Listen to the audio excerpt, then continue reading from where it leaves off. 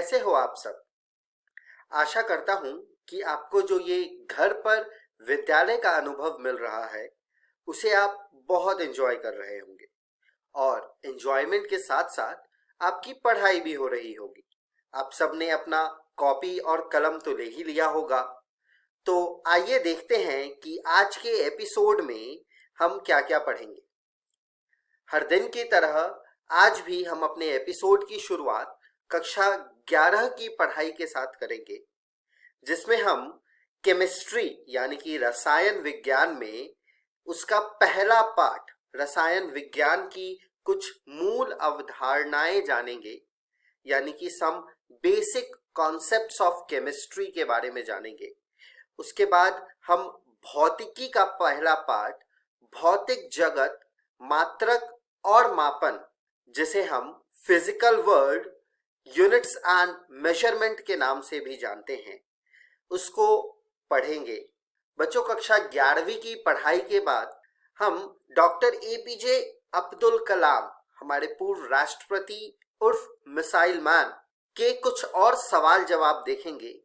कल हमने कुछ सवाल जवाब देखे थे, आज हम उसी का आगे का भाग देखेंगे कि किस तरह बच्चों ने कुछ और सवाल पूछे हमारे मिसाइल मैन से और क्या खूबसूरती से हमारे मिसाइल मैन ने उन सवालों का जवाब। इसके बाद हम कक्षा 12वीं की पढ़ाई शुरू करते हुए इसमें रसायन विज्ञान में ठोस अवस्था पढ़ेंगे, सॉलिड स्टेट जिसको बोलते हैं। उसके बाद हम फिजिक्स में वैद्युत आवेश तथा क्षेत्र के बारे में पढ़ेंगे। तो चलिए शुरू करते हैं आज के एपिसोड को।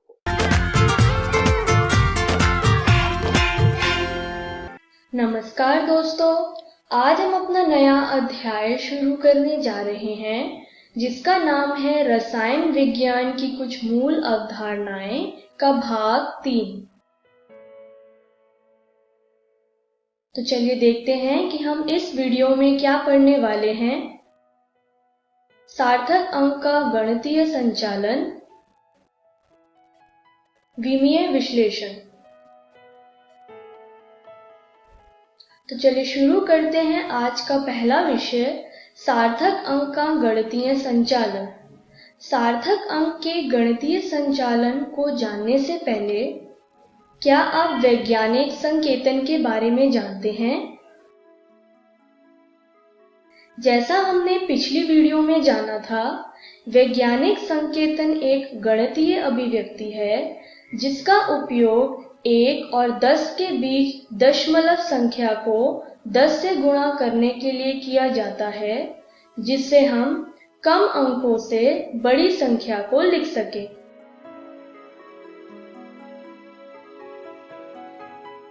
वैज्ञानिक संकेतन में सभी संख्याओं को हम घातीय यानी एक्सपोनेंशियल रूप में लिखते हैं, जैसे कि m × 10 की पावर n।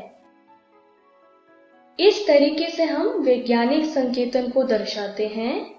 यहाँ पर m एक वास्तविक संख्या है और n एक पूर्णांक। आइए अब बात करते हैं वैज्ञानिक संकेतन का योग करना और घटाने के बारे में। इसे अच्छे से समझने के लिए हम एक उदाहरण लेते हैं।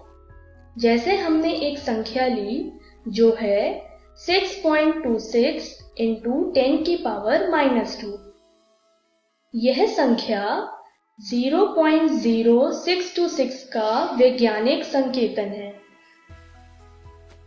और हमने एक और संख्या ली जो है 3.24 × 10 की पावर -3। यह संख्या 0.00324 का वैज्ञानिक संकेतन है। जब हमने इन दोनों संख्या को जोड़ा तो आंसर आया 6.58 × 10 की पावर -2। यह वैज्ञानिक संकेतन है 0.0658 का। उसी तरीके से जब हमने सेम नंबर को घटाया तो आंसर आया 5.93 इंटू 10 की पावर -2। यह संख्या 0.0593 का वैज्ञानिक संकेतन है।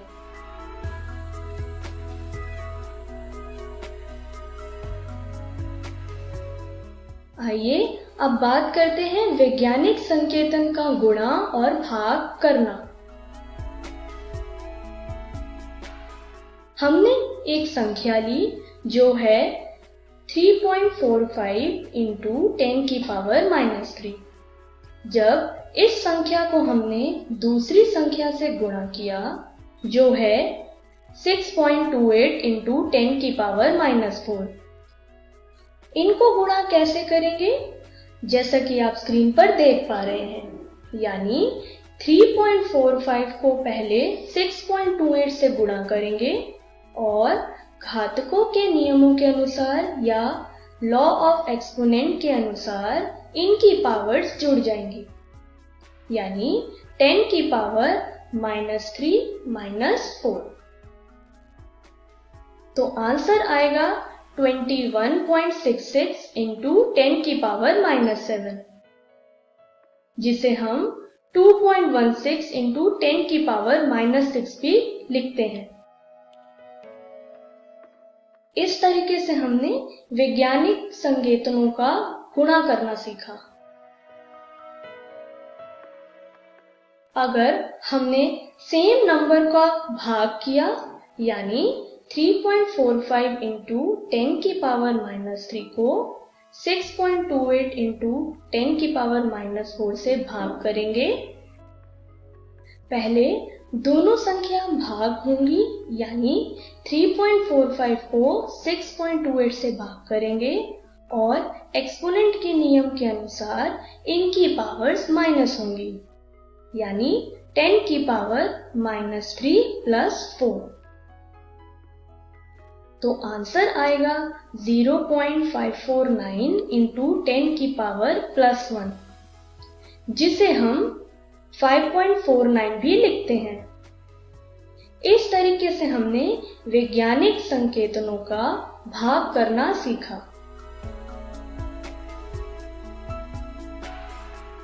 आइए अब बात करते हैं सार्थक अंक के बारे में। जैसा हमने पिछली वीडियो में पढ़ा था, जब किसी भौतिक राशि का मापन किया जाता है तो उसे शुद्ध रूप में व्यक्त करने के लिए जिन अंकों का उपयोग होता है उन अंकों को सार्थक अंक कहते हैं। आइए अब बात करते हैं सार्थक अंकों को जोड़ना और घटाना के बारे में। हमने एक संख्या ली जो आप स्क्रीन पर देख पा रहे हैं, यानी 21.11। दूसरी संख्या ली जो है 19.0। तीसरी संख्या ली जो है 1.023। यदि हमें इन तीनों संख्या को जोड़ना हो तो आंसर आएगा 41.133। अब हम अगर सार्थक अंक के नियमों को देखें तो दशमलव के बाद सबसे कम संख्या यानी 19.0 की है। 19.0 में एक ही सार्थक अंक है दशमलव के बाद, तो हम अपने उत्तर में भी दशमलव के बाद एक ही संख्या को लेंगे, यानी 41.133 को हम 41.1 ही लेंगे, यानी दशमलव के बाद एक ही सार्थक अंक को लिया जाएगा। इस तरीके से हम सार्थक अंकों को जोड़ते हैं। यदि हमने एक संख्या ली जो है 21.11, 19.0, 1.023, यदि हम तीनों संख्या को घटाएं तो आंसर आएगा 1.087। सार्थक अंक के नियमों के अनुसार, क्योंकि 19.0 में दशमलव के बाद एक ही सार्थक अंक है, तो हम अपने उत्तर में भी दशमलव के बाद एक ही सार्थक अंक को लेंगे, यानी 1.087 को हम लिखेंगे 1.0, यानी दशमलव के बाद एक ही संख्या ली जाएगी और इस केस में हमने 0 लिया है। इस तरीके से हमने सार्थक अंक को घटाना सीखा।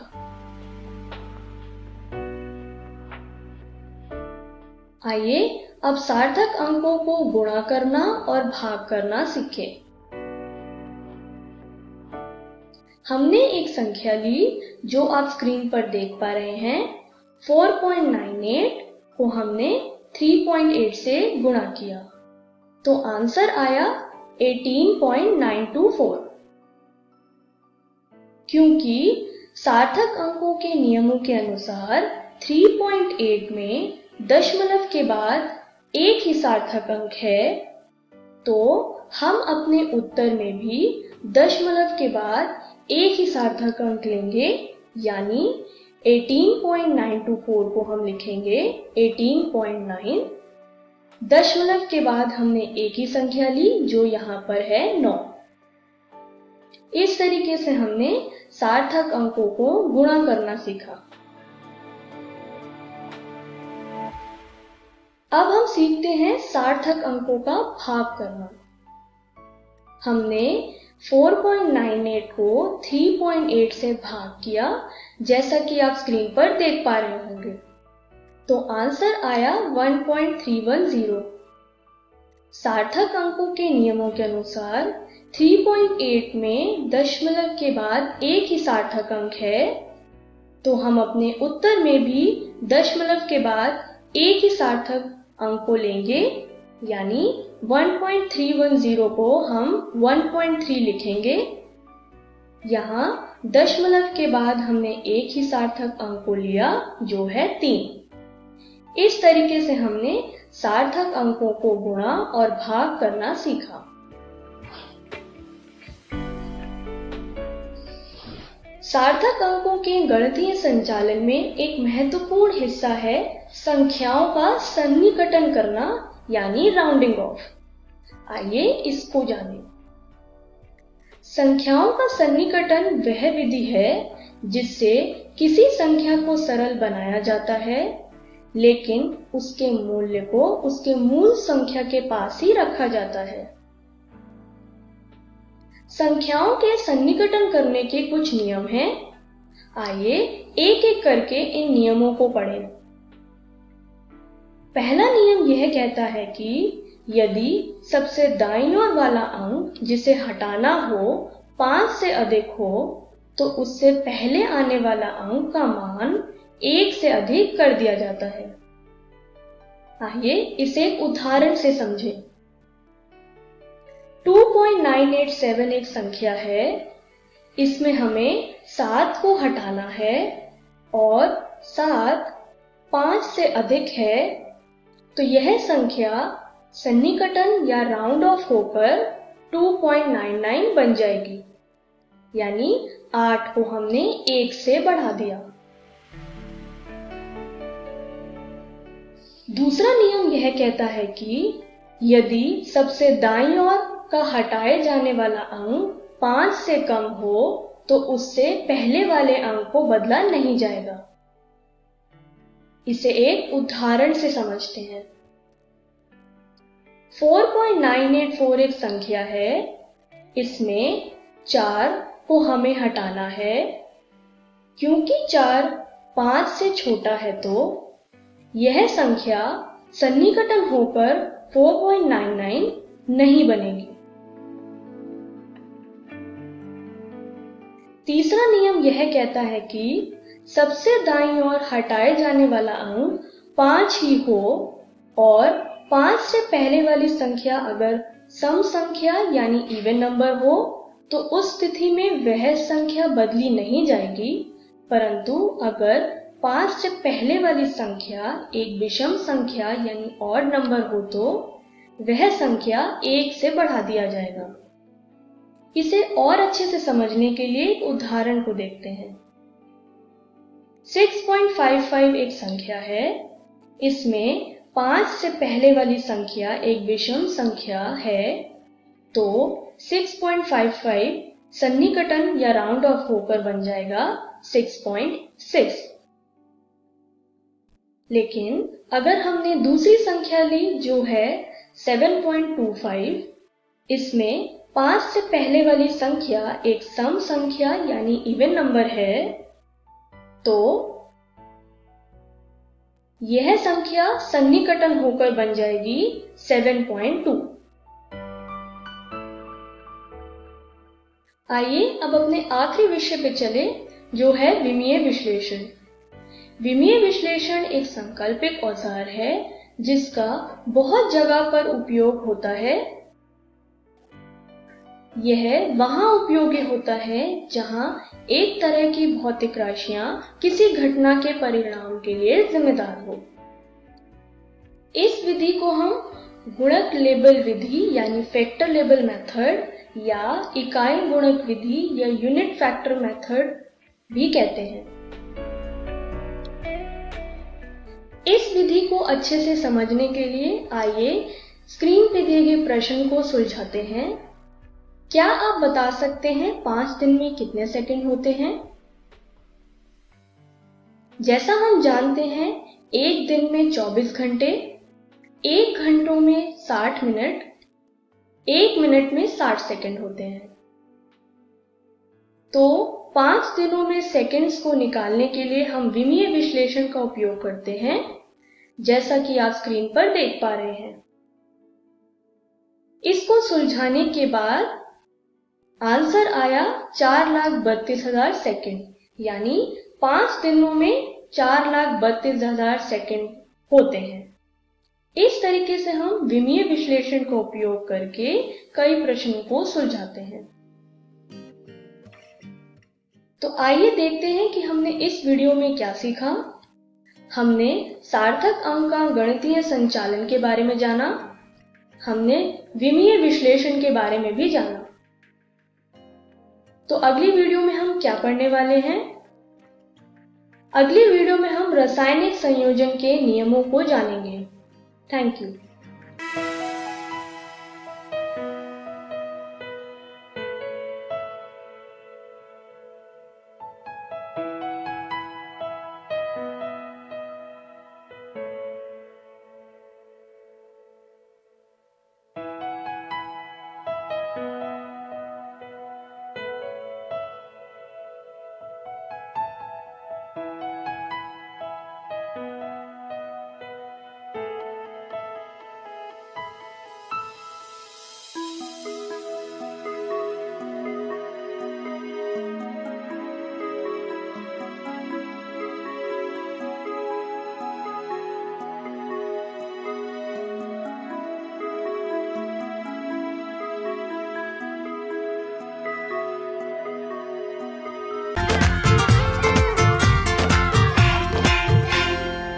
नमस्कार दोस्तों, आज हम पढ़ने जा रहे हैं कक्षा 11वीं के भौतिकी का अध्याय मात्रक एवं मापन भाग 3। तो वीडियो शुरू करने से पहले आइए एक बार नजर डालते हैं कि आज की वीडियो में हम क्या क्या पढ़ने वाले हैं। तो सबसे पहले हम पढ़ेंगे त्रुटियों का संयोजन तथा फिर हम पढ़ेंगे सार्थक अंक। तो शुरू करने से पहले एक बार नजर डालते हैं निरपेक्ष त्रुटि पर, जिसको इंग्लिश में कहते हैं एब्सोल्यूट एरर। यह एक भौतिक मात्रा का माप है जो व्यष्टिगत मतलब मेजर्ड और वास्तविक मतलब रियल के अलग अलग मान के बीच अंतर का परिमाण है।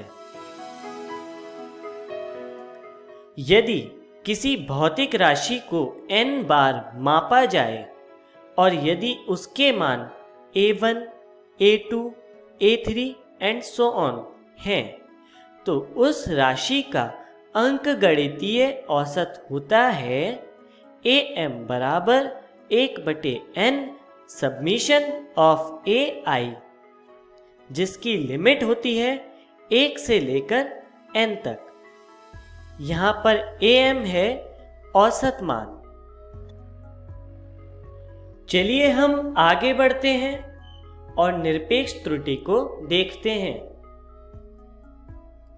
हमारे प्रथम मापन में निरपेक्ष त्रुटि इस प्रकार होगी, जिसे हमने लिखा है डेल्टा a1 बराबर am माइनस a1, जहां पर am औसत मान है। इसी प्रकार द्वितीय मापन में त्रुटि होगी डेल्टा a2 बराबर am माइनस a2, और इसी तरह तृतीय मान में त्रुटि होगी डेल्टा a3 बराबर am माइनस a3। चलिए अब हम आगे बढ़ते हैं और त्रुटियों का संयोजन पढ़ते हैं। इसमें हम 5 प्रकार से त्रुटि पढ़ेंगे, जिसमें पहला है संकलन की त्रुटि, दूसरा है व्यवकलन की त्रुटि, तीसरा है गुणनफल की त्रुटि, चौथा है भागफल की त्रुटि, तथा 5वें नंबर पर है मापित राशि की घातों के प्रकरण में त्रुटि। चलिए आगे चलते हैं और संकलन की त्रुटि से शुरू करते हैं। इसे समझने के लिए हम एक चर राशि डिफाइन करते हैं, जिसको हम कहते हैं x, और यदि x बराबर a प्लस b है, जहां a और b दो अन्य चर राशि हैं, और कुछ अन्य चर राशियां इस प्रकार हैं, जहां डेल्टा a है a के मापन में निरपेक्ष त्रुटि, डेल्टा b है b के मापन में निरपेक्ष त्रुटि, तथा डेल्टा x है x के मापन में निरपेक्ष त्रुटि। तो इसके लिए x के मापन में अधिकतम निरपेक्ष त्रुटि होगी डेल्टा x बराबर plus minus delta a plus delta b। चलिए आगे बढ़ते हैं और व्यवकलन की त्रुटि को समझते हैं। इसे समझने के लिए भी हम फिर से एक चर राशि को डिफाइन करते हैं, जो हम लिखते हैं x बराबर a माइनस b,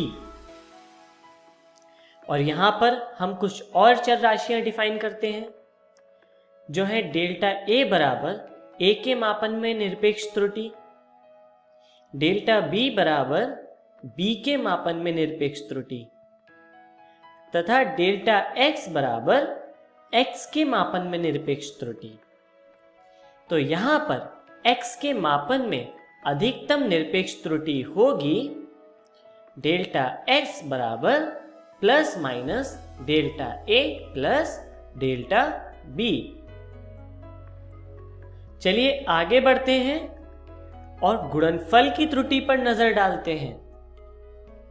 इसके लिए भी हम चर राशि डिफाइन करते हैं, जिसको हम इस तरह से लिखते हैं, जहां x बराबर a गुणा b है, और कुछ और राशियां इस प्रकार हैं, जहां डेल्टा a है a के मापन में निरपेक्ष त्रुटि, डेल्टा b है b के मापन में निरपेक्ष त्रुटि, तथा डेल्टा x है x के मापन में निरपेक्ष त्रुटि।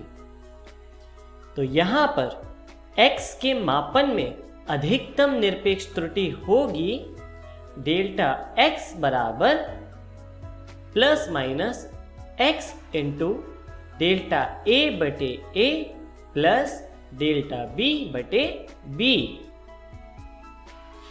और इसी तरह हम आगे चलते हैं और भागफल की त्रुटि पर नजर डालते हैं। इसके लिए भी हम एक चर राशि डिफाइन करते हैं, जिसको हम इस तरह लिखते हैं, जहां x बराबर है a/b के। और कुछ अन्य चर राशियां इस प्रकार हैं, जहां डेल्टा a है a के मापन में निरपेक्ष त्रुटि, डेल्टा b है b के मापन में निरपेक्ष त्रुटि, तथा डेल्टा x है x के मापन में निरपेक्ष त्रुटि। तो यहां पर x के मापन में अधिकतम निरपेक्ष त्रुटि होगी डेल्टा x बराबर प्लस माइनस x गुणा delta a upon a plus delta b upon b। चलिए अब आगे देखते हैं मापित राशि की घातों के प्रकरण में त्रुटि। इसके लिए हमने एक चर राशि डिफाइन की है x बराबर a स्क्वायर, जिसको हम गुणनफल के रूप में लिख सकते हैं a गुणा a।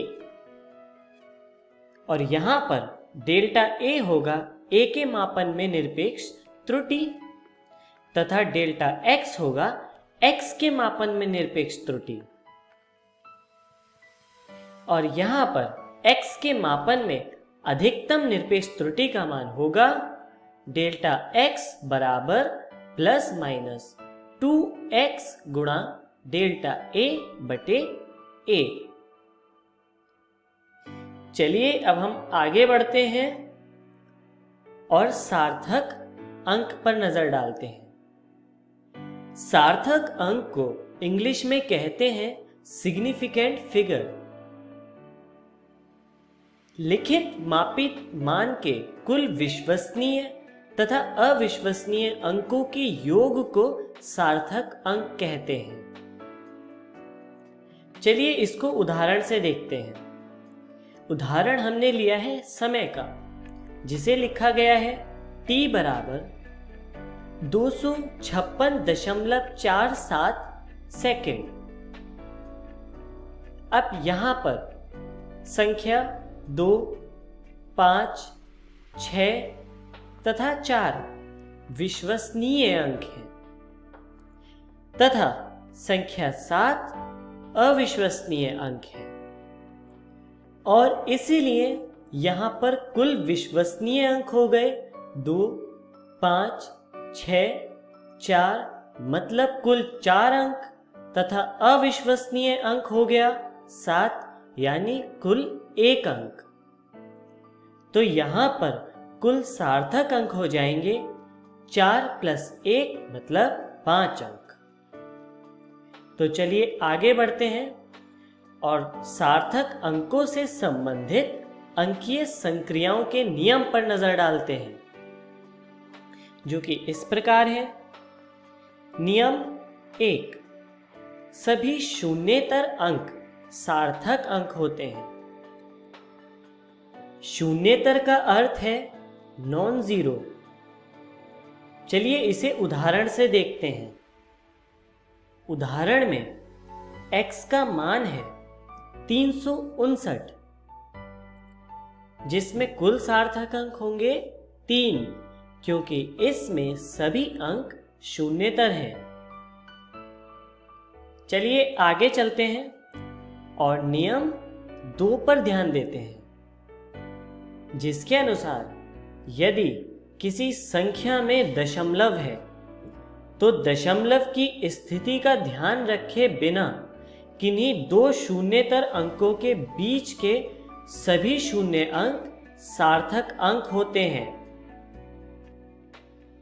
चलिए उदाहरण से समझते हैं। उदाहरण है x बराबर 22.0039। तो यहां पर कुल सार्थक अंक होंगे 6। चलिए आगे चलते हैं और नियम 3 पर ध्यान देते हैं, जिसके अनुसार यदि कोई संख्या 1 से छोटी है और वह दशमलव बिंदु से दाईं तरफ है, तो प्रथम शून्य के बाईं ओर के अंक सार्थक अंक नहीं होते हैं। चलिए इसके लिए भी हम एक उदाहरण देखते हैं। उदाहरण है x बराबर 0.0039। तो यहां पर कुल सार्थक अंक हो जाएंगे 2। चलिए आगे बढ़ते हैं और नियम 4 पर ध्यान देते हैं। इसके अनुसार ऐसी संख्या जिसमें दशमलव बिंदु नहीं होता, उनके शुरू के तथा अंतिम के शून्य अंक सार्थक अंक नहीं होते। चलिए उदाहरण से समझते हैं। उदाहरण है 0920000। इस पूरी संख्या में कुल सार्थक अंक होंगे 2। तो चलिए हम आगे बढ़ते हैं और देखते हैं कि आज की वीडियो में हमने क्या क्या सीखा। सबसे पहले हमने पढ़ा त्रुटि विश्लेषण। उसके बाद हमने जाना सार्थक अंकों के नियम। तो चलिए आगे बढ़ते हैं और देखते हैं कि अगली वीडियो में हम क्या सीखने वाले हैं। तो अगली वीडियो में हम जानेंगे भौतिक राशियों की विमाएं। धन्यवाद।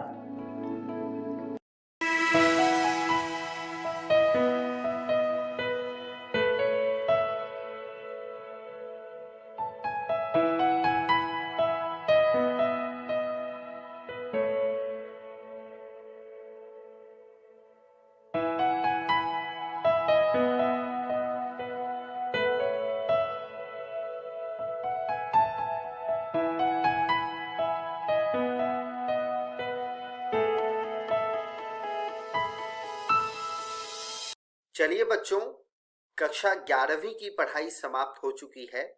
तो अब हम लोग एक छोटा सा वीडियो देखेंगे जिसमें हम यह देखेंगे कि हमारे पूर्व राष्ट्रपति डॉक्टर एपीजे अब्दुल कलाम बच्चों से किस तरह इंटरैक्ट करते हैं, बच्चों के सवालों का जवाब किस तरह देते हैं, और डॉक्टर कलाम के यानी मिसाइल मैन के उन जवाबों से, उन सवाल जवाब से हम कुछ अच्छी सीख लेंगे और हम उसे अपने भी जिंदगी में, अपने भी लाइफ में, अपने भी दिनचर्या में उसको अपनाएंगे। You're fantastic at mathematics. You're a fantastic scientist. But was it always your dream to also be the president of India? What is connected to the president of India and mathematics? That's the question. What's your question? My question is, even though you're a brilliant scientist, did you always want to be a president of India? Was it always a dream of yours to be a president? That's your question, right? Well, I had a teacher when I was a 10-year boy, 5th class I was studying. My science teacher name is Siva Subramani Ayya in Rameshwaram. One day he was teaching how birds fly. Okay? Birds, he went to blackboard. He put a picture of a bird with wings, tail, nose, and then explained how birds fly. The way he explained the bird flight, he also made me to have an aim in life, something to do with flight, okay? Something to flight science. Because of my teacher, I took physics. Then because of my teacher, I took aeronautical engineering.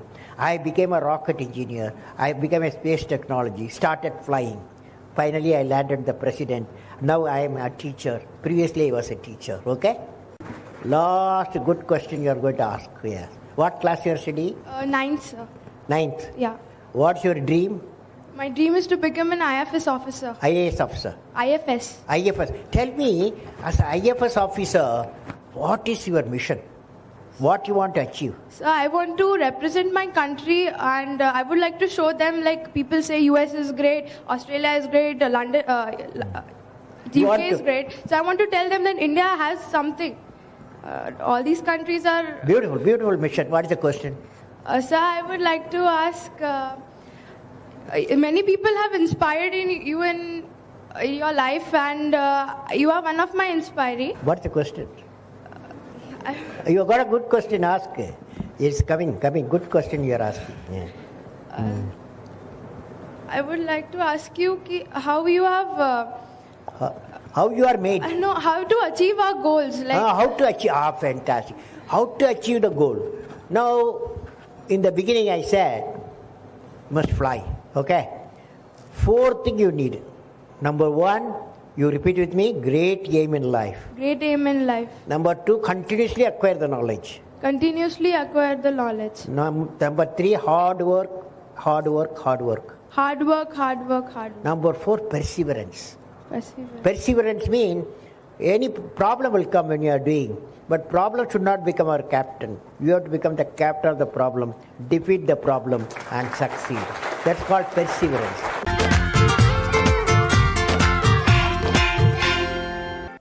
नमस्कार दोस्तों, आज हम ठोस अवस्था का तीसरा भाग शुरू करने जा रहे हैं। वीडियो को शुरू करने से पहले आइए देख लेते हैं कि हम आज किस किस विषय पर बात करने वाले हैं। सबसे पहले हम संकुलन क्षमता के बारे में बात करेंगे। उसके बाद हम ठोसों में अपूर्णताएं पढ़ेंगे। तो आइए शुरू करते हैं संकुलन क्षमता से। कोई भी एक एकक कोष्ठिका में परमाणु लगे होते हैं। हमने 3 तरह की एकक कोष्ठिका के बारे में बात करी। तो उन एकक कोष्ठिकाओं में कुछ परमाणु लगे हुए थे। हर किसी का अलग अलग संख्या थी परमाणुओं की। जैसे आपके सामने जो चित्र है, उस चित्र में आप साफ साफ देख सकते हैं कि कुछ जगह परमाणु लगे हुए हैं, कुछ जगह अंदर घनीय के परमाणुओं से घिरी हुई है और कुछ जगह जो है खाली है। तो संकुलन क्षमता परमाणुओं के कब्जे वाले कुल स्थान का प्रतिशत होता है। जैसे आप सामने देख सकते हैं, एक एकक कोष्ठिका है। उस एकक कोष्ठिका में कुछ परमाणु लगे हुए हैं।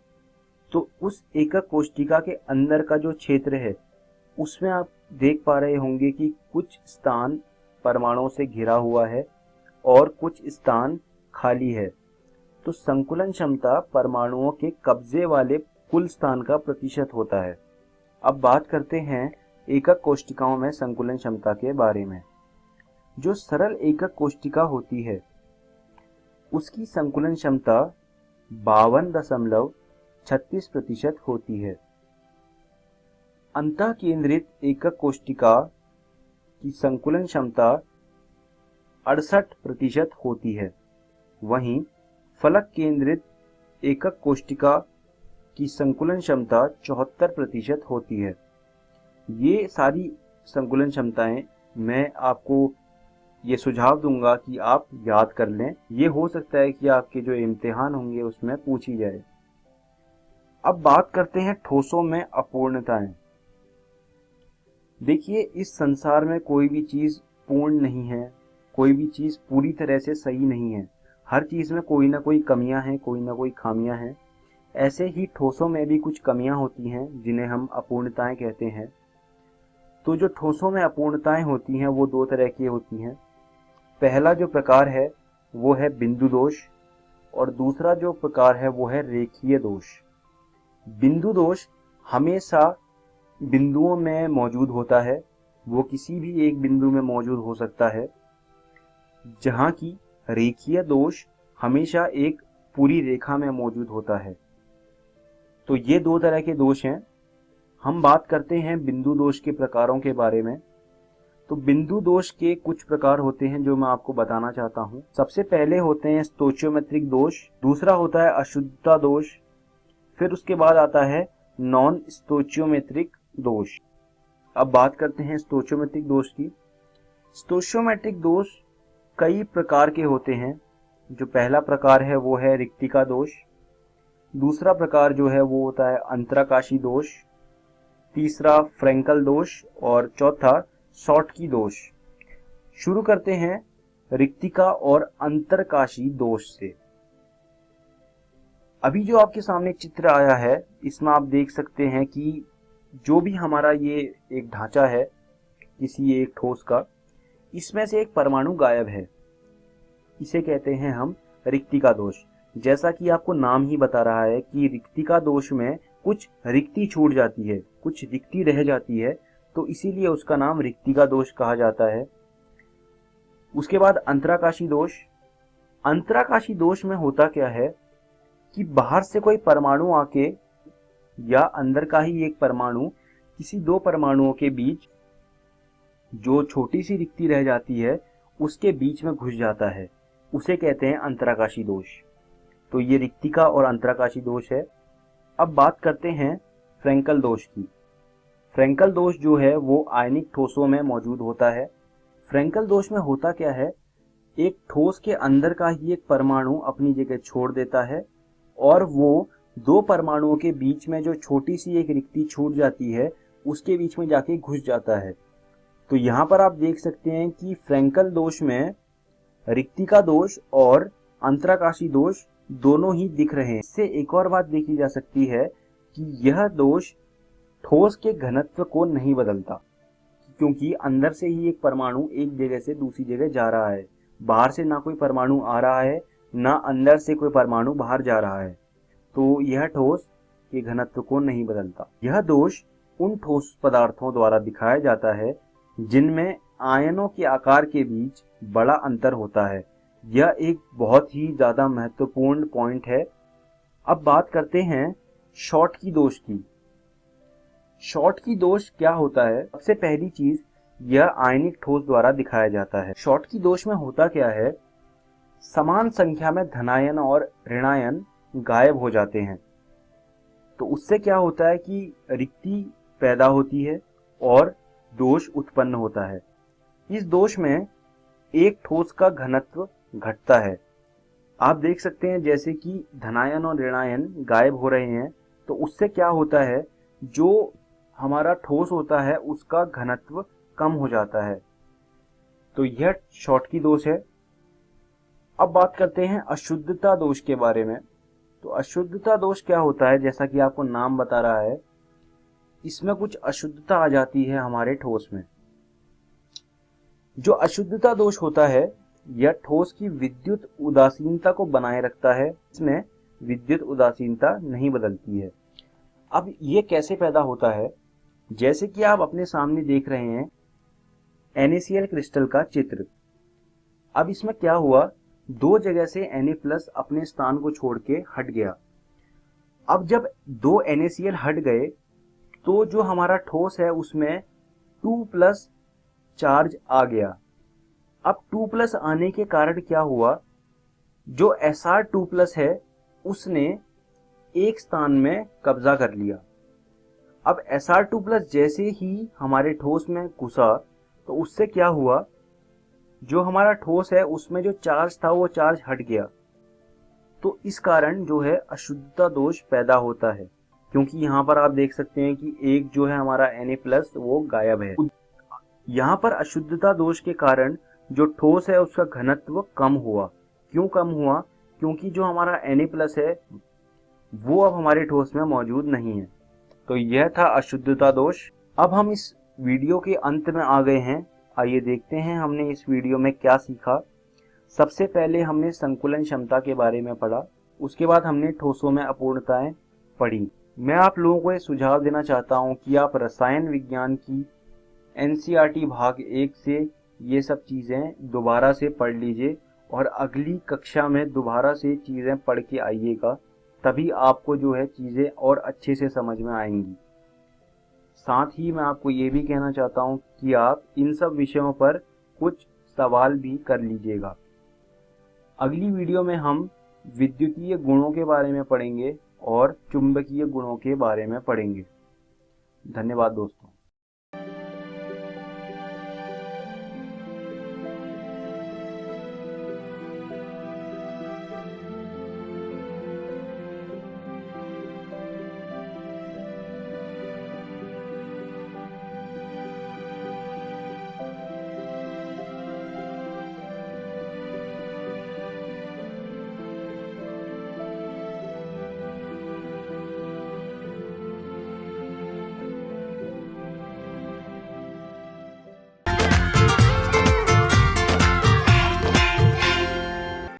हेलो दोस्तों, इस वीडियो लेक्चर में आपका स्वागत है।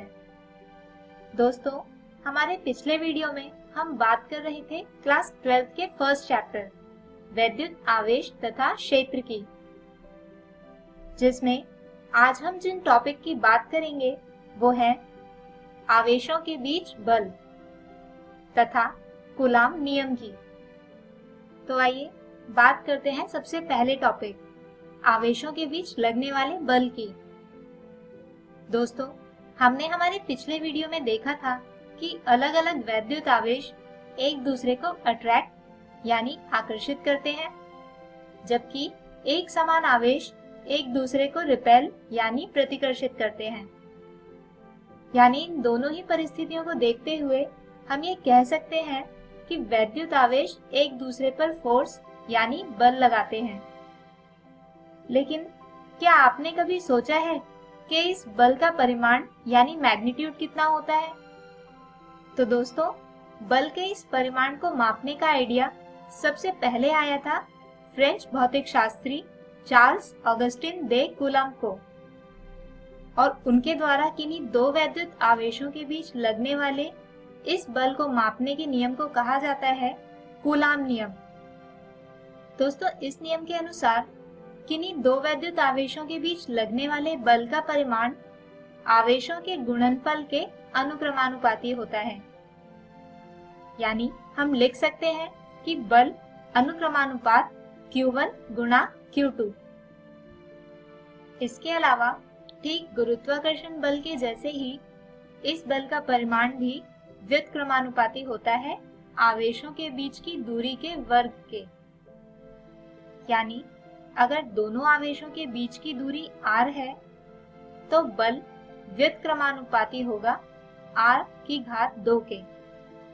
अब अगर हम इन दोनों ही स्टेटमेंट्स को साथ में लिखें तो बल के परिमाण F को लिखा जा सकता है अनुक्रमानुपात Q1 Q2 बटे r की घात 2।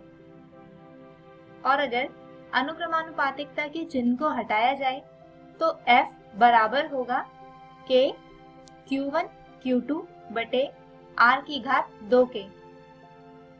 दोस्तों, यहाँ पर K को बोला जाता है आनुपातिकता स्थिरांक और इसका मान होता है 1/4 पाई एप्सिलॉन नॉट के।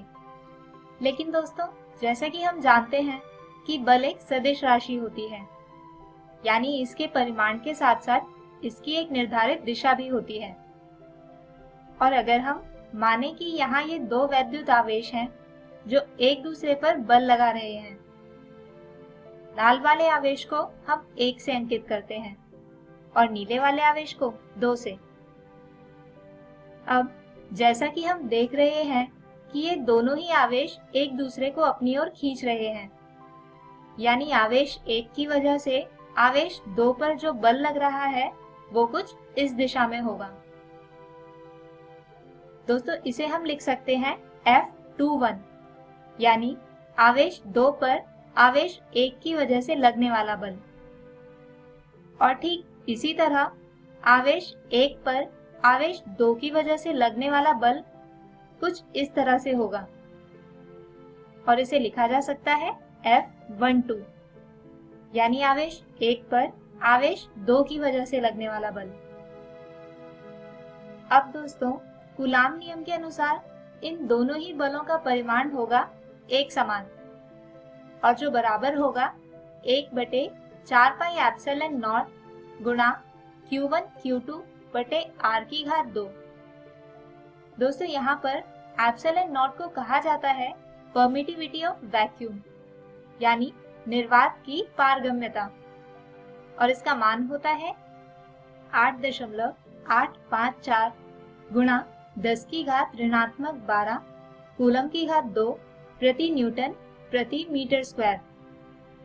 और इस मान को रखकर हम निकाल सकते हैं 1/4 पाई एप्सिलॉन नॉट की वैल्यू, जो होती है 9 गुणा 10 की घात 9 न्यूटन मीटर स्क्वायर प्रति कूलम स्क्वायर के बराबर। आइए अब इसी नियम पर आधारित एक उदाहरण समझते हैं। क्वेश्चन है 5 माइक्रो कूलम आवेश के दो कणों को 1 मीटर लंबे विद्युत रोधी तार से जोड़ा जाता है तथा इस निकाय को एक चिकनी सतह वाली मेज पर रखा जाता है। तार में उत्पन्न होने वाले खिंचाव की गणना करें। यानी दो कण जिनका आवेश 5-5 माइक्रोकूलम है, किसी 1 मीटर लंबे विद्युत रोधी तार से जुड़े हैं। दोस्तों, तार विद्युत रोधी होने की वजह से यहाँ आवेश एक कण से दूसरे कण पर स्थानांतरित नहीं होगा। इसके अलावा ये पूरा निकाय एक चिकनी सतह वाली मेज पर रखा है, जिससे किसी भी तरह की मूवमेंट को हम देख सकें। अब हमें निकालना है इस तार में उत्पन्न होने वाला खिंचाव। तो आइए सबसे पहले समझते हैं कि ये खिंचाव आखिर होगा क्यों, और इसे समझने के लिए हम देखते हैं इस मेज का टॉप व्यू। तो दोस्तों, जैसा कि हमने कहा था कि दो समान आवेश करते हैं एक दूसरे को रिपेल यानी प्रतिकर्षित, यानी ये दोनों आवेश एक दूसरे पर लगाएंगे बल एक दूसरे के विरुद्ध कुछ इस दिशा में, जिसकी वजह से तार में होगा खिंचाव। और दोस्तों, यहाँ पर जो क्वांटिटीज हमें दी गई है वो है Q1 बराबर Q2 बराबर 5 माइक्रो, या यूं कहें कि 5 गुणा 10 की घात ऋणात्मक 6 कूलम, और R बराबर है 1 मीटर के। अब न्यूटन के तीसरे नियम के अनुसार ये खिंचाव होगा कणों पर लगने वाले बल के ही बराबर, यानी T बराबर F, और कूलम नियम से हम निकाल सकते हैं F, जो बराबर होगा 1/4 pi epsilon not Q1 Q2 बटे R की घात 2 के। अब यहाँ पर हम Q1 Q2 और R का मान रखकर इसे हल करें तो F आता है 0.225 न्यूटन, यानी तार में उत्पन्न खिंचाव था 0.225 न्यूटन। तो दोस्तों, हम उम्मीद करते हैं कि आज की इस वीडियो में बताए गए टॉपिक्स आपको समझ आए होंगे। हमारे आज के इस वीडियो में हमने बात की आवेशों के बीच लगने वाले बल की, जिसके परिमाण को मापने के लिए एक नियम दिया था फ्रेंच भौतिक शास्त्री चार्ल्स ऑगस्टिन दे कूलम ने, और जिसे कहा जाता है कूलम नियम, जिसे हमने इस वीडियो में समझा था। हमारे अगले वीडियो में हम बात करेंगे इसी पाठ के 2 अन्य विषय वैद्युत क्षेत्र और वैद्युत क्षेत्र रेखाओं की। तब तक के लिए take care and good bye.